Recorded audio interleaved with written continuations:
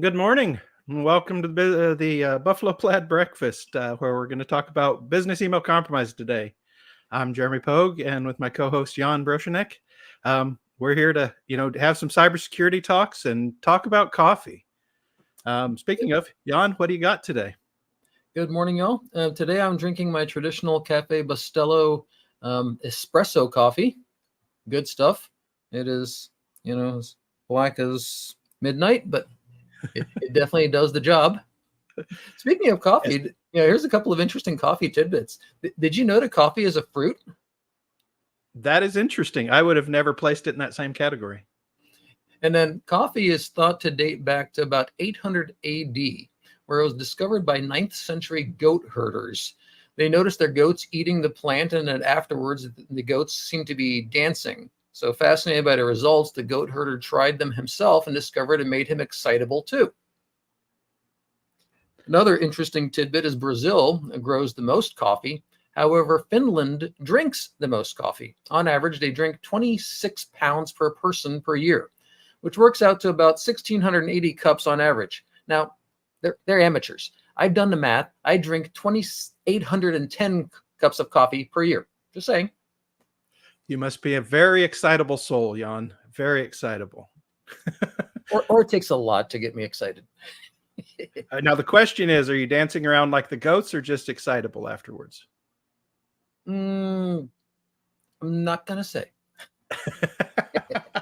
Well, before we get too sidetracked, back onto the business email compromises, or BECs. We hear about a lot of these. What is it? What is it? Just general statement. General statement for a business email compromise, and you could almost put this synonymously with account compromise, is when a bad guy gets into your email account or your online account and has some form of access into it. And then what they do with that level of access as well is as varied as there are threat actors. Yeah. Okay. So now we've established that baseline. What happens? How does it work? What makes them so successful? Yeah. So business email compromises are essentially confidence scams for the most part. They try to gain your confidence that this is somebody that you know, or something that you want, or something that you have to respond to immediately in order to either receive what you want, prevent something bad from happening, send money to somebody because you owe money to them. So it plays on human nature, and it's incredibly successful because humans, for the most part, we respond to the same things. Doesn't matter what culture we're from. Interestingly enough, 99% of crimes reported to the Internet Crime Complaint Center run by the FBI, and that's known as IC3, are business email compromise related. 99%. That's astounding, right? When you think about that high of a percentage. So what you're saying, though, just holistically, right? These are the combination of a scam artist and a door-to-door salesman, right? Just showing up in your mailbox, right? And like you said, everybody always says, "Oh, they don't work on me," but as you and I know, if it didn't work, it would go away, right? Correct. So you have to get over the mindset of these don't work on me. It's funny, as IT professionals. I read an article one time that said we were 87% to be more susceptible to scams in email than just the average person, because we have that mindset that we're, not vulnerable to these. One, we're not vulnerable, but also we receive a lot more emails that are potentially an email compromise thing because they require us to log into various accounts in order to access whatever that content is. And unless we're paying attention to that, it's real easy to get caught. There's a 2022 report that shows that BEC, business email compromise, accounted for $2.7 billion, that's with a B, dollars in adjusted losses annually. Now, as of the publication of that report, ransomware only accounted for 34 million. Now, in 2024, ransomware is expected to surpass 1 billion.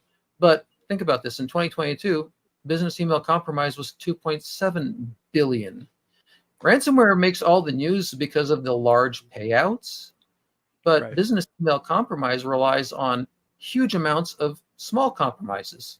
$100,000 here, $50,000 there, $2,000 here, and they add up. It is rampant, as described in an Internet Crime Complaint report. 99% of crimes are business email compromise related. Right. Yeah, and ransomware is just that one big payment, right? Whereas business email compromise has all of these hidden costs that you don't even think about. So it adds up quick. That's just crazy to think that, know, it was that much, what, nearly 10 times the amount of, dollars from Correct. ransomware, which gets all of the press, right? So not many people are talking about these. You know, um, you mentioned that we're bigger targets because of what all we have access to, but don't they target other people as well? Oh, sure. Um, and these guys are social engineering pretty much anybody they can. And 90% of phishing attacks or successful business email compromise result from a phishing attack. And phishing is, when they send out the lure and, hey, let's see what's going to bite on that lure. So they're targeting engineers, company executives, senior leadership, finance managers, human resources staff, so that they can gain access to information such as social security numbers, tax statements, other personally identifiable information. They target new employees who are going to be more susceptible because they're going to get an email and they're not going to want to look foolish. So they're going to go, yeah, maybe I should click on this thing, rather than going ahead and asking. And again, it's social engineering. They know that new employee is going to be more susceptible. And how do they know it's a new employee? LinkedIn. Hey, I started a new job at. Yeah. How do they know who's the CEO? LinkedIn. Our social media, while being a phenomenal tool to allow us to communicate with our world and to stay up with what's going on, is also a incredibly effective tool for harvesting information for these bad guys and the AI that they use to enable these things to work well. Right. Right. And you say AI, I mean, AI is the new uptick, right? It's learning to translate these emails into, native languages, verbiage, putting them in a format that is normal. So we Oh, see it yeah. that way, right? Yeah, business email compromise, let's go back 5 years. It was pretty easy to spot it. I'm the Nigerian prince and I have money for you. And, please go ahead and contact me. And the English in them was terrible. It's perfect now. Adversarial AI has made it incredibly difficult to identify malicious email versus non-malicious email. Yeah. And they're also helping it obfuscate our filters nowadays more so, right? So we're getting more of them. Definitely. So it's more of having to be on the lookout and watching for them, right? What should we be looking for, right? What should we be on the lookout for to identify these? Well, as far as email itself, something that is attempting to compromise you is domain names that don't match. Is this a domain name that is truly from the organization that I'm expecting? A general observation about email attacks is if the from address is the correct domain, then that threat actor is likely in the organization's email. If you receive an email that's asking you to send funds to a different bank account number or a different address, or transfer Bitcoin or whatever it might be, and the address is from the domain on the email address is the correct one, then that means the threat actor is in that organization's email. They have control of at least one account and possibly more, depending on what level of access they had, and we'll talk about that later. Now, if the email is different in any way, replacing a letter L with a 1 or an I, for example, it's highly unlikely that the threat actor is inside of that spoofed organization's email, because if the threat actor had access, they're going to use that organization's email so that they don't get caught as easily. So if it's a spoof domain, then that threat actor is very likely in the recipient's email system, spoofing the customer or vendor so that that recipient's system or person now sends the money to what they think is their client or their vendor. Yeah, and I will say on that same note, there's one thing that Microsoft has done right recently, and that's add the ability to have it labeled as external right in your mailbox, right? I know Definitely. people we've talked to say it clutters their mailbox, but I would much rather have a cluttered mailbox of emails I know where they came from than an uncluttered mailbox of, ambiguity. It just kills me how many people ask to have that turned off. It's like, do you realize what you're doing there?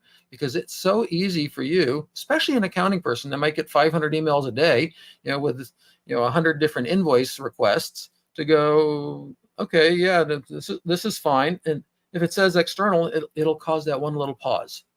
Right. Right.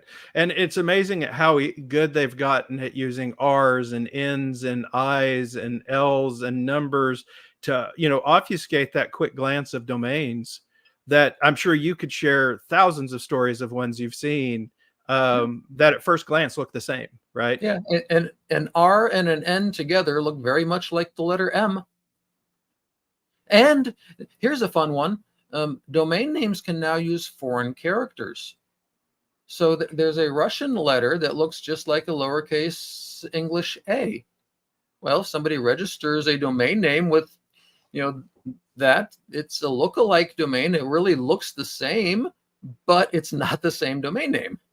Yeah. Yeah. It's amazing. As we grow the internet, it leaves a lot more opportunities for these things to happen. Right. Well, so now we kind of understand what a business email compromise is, right? We understand some general things that we're looking for. What's the goal of these compromises? What's that final point they're trying to get to? Yeah, the goal is to convince, in most of them, someone to transfer funds to an account that the bad guy controls, or to gain control or access to the victim's account. And there's lots of reasons why and myriads of ways to do that. You've got account compromises, which typically leads to further malicious emails now coming from the compromised account. Imagine your accounting person's email being compromised. The threat actor then will camp out, waiting for invoice emails to be sent back and forth, and then they'll insert themselves into that conversation pretending to be an accounting person. They'll ask the vendor or client to send a payment to a new account. And they make it so that the actual accounting person is not aware of it at all. They'll forward emails off to a separate folder somewhere. They'll mark them as read so that the accounting person is completely unaware that this is happening to their account. You've got account compromise as a prelude to lateral movement or to a ransomware attack can be staged. You've got fake invoice scams. Busy account payable people might not verify who they're sending payments to as long as it appears legitimate. Right. Attorney impersonation. That's a popular one where they'll use legal language to make some kind of statement that, hey, you owe money because of, pick something, copyright infringement, or so somebody gets scared about it and they'll send money. I remember years ago getting these statements all the time from somebody saying that we owed royalties to a music company or some music royalty company for hold music. Well, the phone system in our company, we had our own music that was written for us by a composer. So we weren't using anybody else's hold music, but our accounting department had been paying that for years. Oh, wow. Because it just kept showing up. Right. And it crossed my desk one time and I went, wait a minute, what the heck is this thing? And it's those little payments that add up. To us, a $50 payment, it doesn't mean much. But to somebody living in Nigeria, that might be a month's worth of income. Right. Right. And the amount of effort they have to put in, right? Data cost. Yeah. Oh, yeah. The effort, the cost of creating a business email, a compromised email versus, the return is huge. I think the number, let's go back to just marketing in general. Why is email marketing so popular? Because it works. Right. Currently, there's something like 4 billion email users, and email marketers use that, again, as I said, because it works. And it costs them about $1. For every $1 that they spend, they make about $43 back.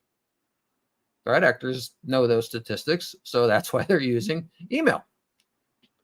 Yeah, that's pretty good return on your investment. I Yeah, think all of us would like that in a legitimate form, but yeah. you know, And that's then, tough across. something else that's incredibly why business email compromise happens is data theft. PII, personally identifiable information harvesting.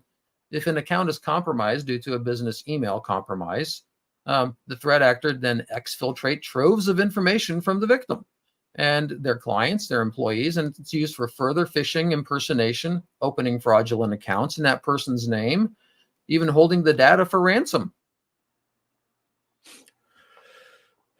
That's scary. As we talk about, identifying these emails, they come from, you mentioned, all of these domains that look similar or everything like that. But do they also use legitimate domains to send these? Oh, certainly.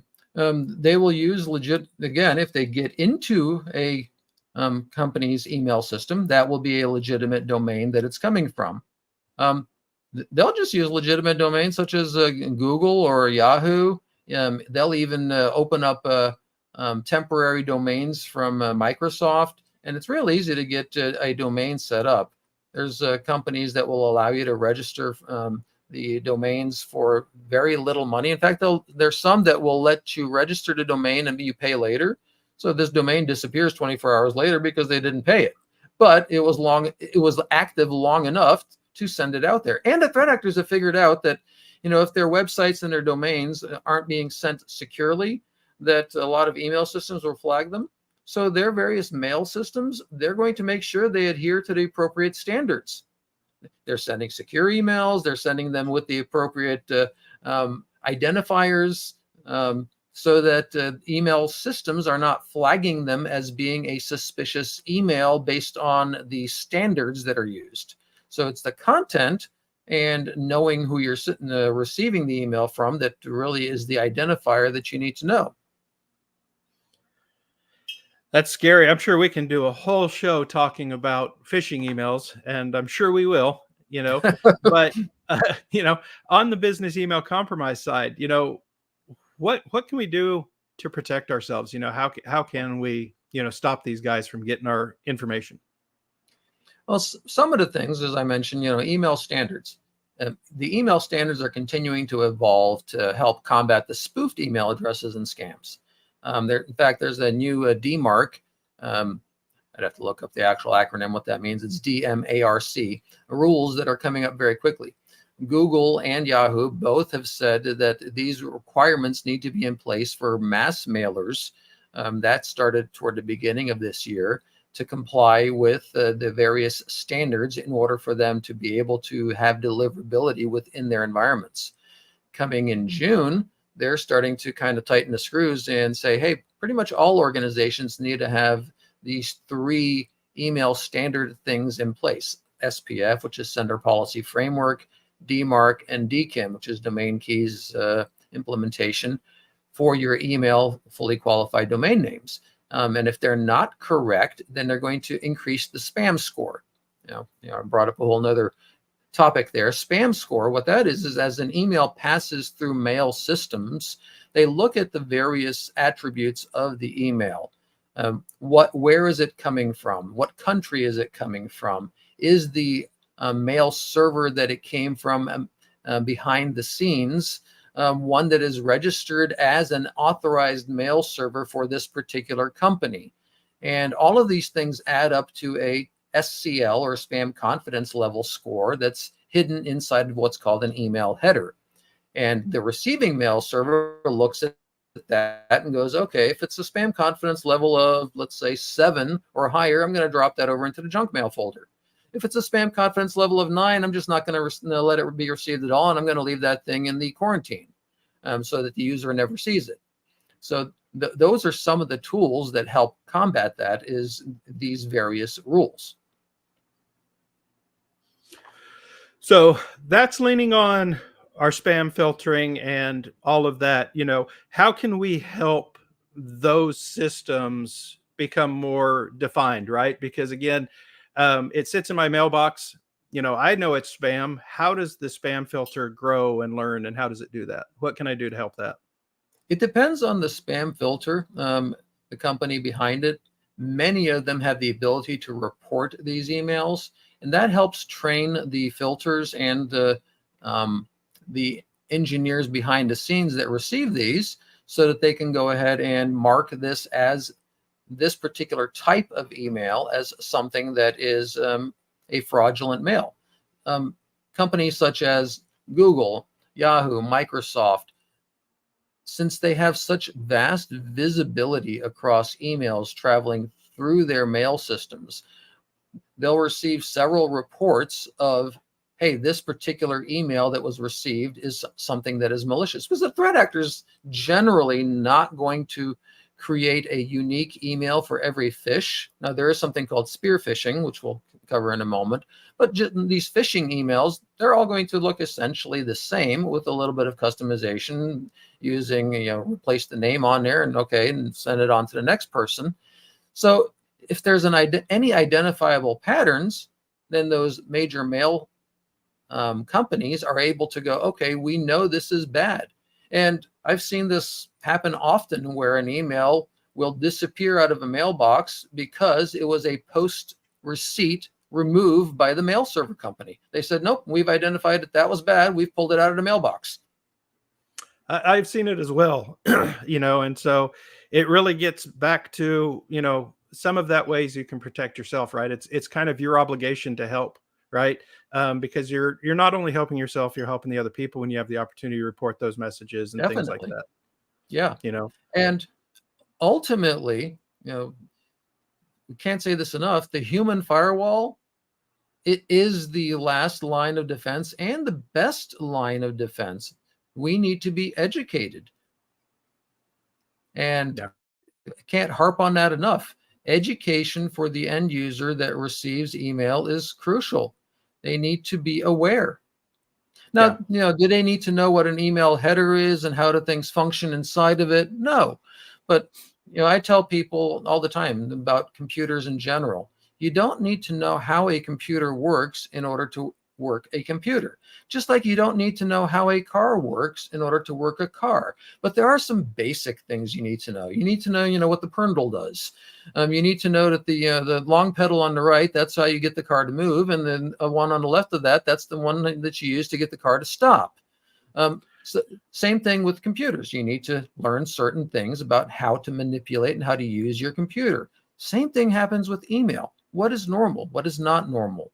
What are the things that you should be looking for that identify that, hey, something is abnormal with what's going on here?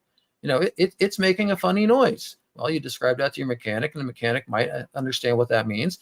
Same thing with email. It's doing something funny. What is that? yeah. Well, I'll say this, Jan. Every time I get out to drive, I question people's ability to understand some of those things you mentioned. So um, I'm holding out hope more for email still. So we got some learning to do on that side. Yeah, Well, I know we have a lot more we can cover on these, especially the ways that you can, protect yourself, on the business email compromise side of things, definitely. and how you can be identifying these phishing emails. And so, we'll have to go into more depth, and continue this conversation because it's fascinating, right? How we see these come through. Um, you know there's so many different ways that we can protect ourselves getting in and all of that. In terms of just some quick tips, if you could offer help for identifying these to come in, to know what to report, to know what to send in, what would be your top three, let's say, that you would tell people to look for on those emails? The top three is, a domain name mismatch. Check for, when you receive an email, is the email address what you expect it to be? And oftentimes that email address is obscured. So you may need to click an additional thing or hover your mouse over the email address, or go to the email itself and try to forward it. When you forward it, it will now expose what is the original email address that was there. Don't actually forward the email, but then go ahead and cancel your forward. But you'll be able to see what was that original email address that it came from. It's amazing how many of these emails you see that it came from something like Norton Security, and when you go to forward it, it's telling you it came from a Gmail address. Well, a company like Norton is not going to be sending emails with an invoice from a Gmail account. That's one of the things to look for. Look for syntax errors, just grammatical errors. That's something that is getting less common now due to AI making them better, but they still occur. Look, if you're in the US, look for spellings that are European. Why would somebody be sending you something with European spelling if they're communicating with you in the US?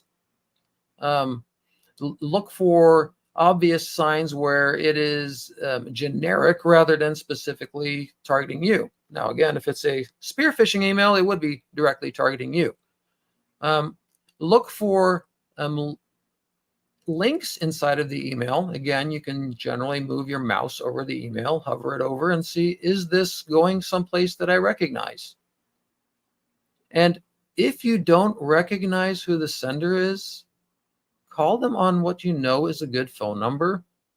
No, don't rely on the phone number that's inside the email, because threat actors have operators standing by ready to service you. Yeah. And ask them, I always tell people, to send this.